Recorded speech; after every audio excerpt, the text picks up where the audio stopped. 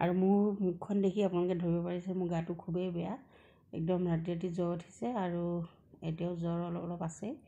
গতিকে আকৌ ট্ৰেইনখনত যিহেতু এচিতে কাটিছোঁ ন ট্ৰেইনত, গতিকে এচিত গৈ থাকিলে বেছি হ'ব বুলি জ্বৰ, গতিকে ট্ৰেইনৰ টিকেট কেঞ্চেল কৰি আমি দুইজনে ফ্লাইটত যাব লৈছোঁ আৰু ছোৱালীজনী মামাহঁতৰ লগত যাব। আৰু এতিয়া আমি ৰিচিপশ্যনত বহি আছোঁ, তাই বিল পে'মেণ্ট কৰিব গৈছে। এয়া ভুৱনেশ্বৰ এয়াৰপৰ্ট আমি আহি পালোঁহি আৰু অলপ ভিডিঅ' কৰি ৰাখিছোঁ যিহেতু মেমৰি হিচাপে থাকি যাব। আৰু ভিউ আহক নাহক সেইটো কথা নাই, মই ইউটিউবত সেইটো কাৰণে ভিডিঅ'বিলাক দি ৰাখিছোঁ, যিহেতু মোবাইলত থ'লে নাথাকে ভিডিঅ'বিলাক, গতিকে ইউটিউবতে সাঁচি ৰাখিলোঁ আৰু জ্বৰ গাৰ হ'লেও মই ভিডিঅ' অলপ কৰি ৰাখিছোঁ। এই এয়াৰপৰ্টটো অকণমান ভিতৰৰ ভাগটো আপোনালোকক অলপ দেখাই দিছোঁ, মোৰ লগতে আপোনালোকেও দেখিব যিসকলে ভুৱনেশ্বৰ এয়াৰপৰ্টত অহা নাই। আৰু আমাৰ চেকিং হৈ গ'ল আৰু এতিয়া বহি আছোঁ, অলপ সময় আছে যি টাইমটো, গতিকে ইয়াতে বহি দুইজনে আছোঁ আৰু।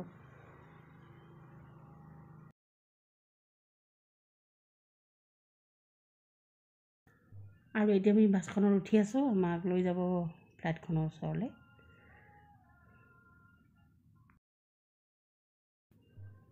আৰু এইখনেই হৈছে আমাৰ ফ্লাইটখন আৰু ইয়াতে যাম মই আৰু গুৱাহাটী পামগৈ। আৰু এই ভুৱনেশ্বৰ ব্লগ ইয়াতে মই শেষ কৰিছোঁ। Bye bye.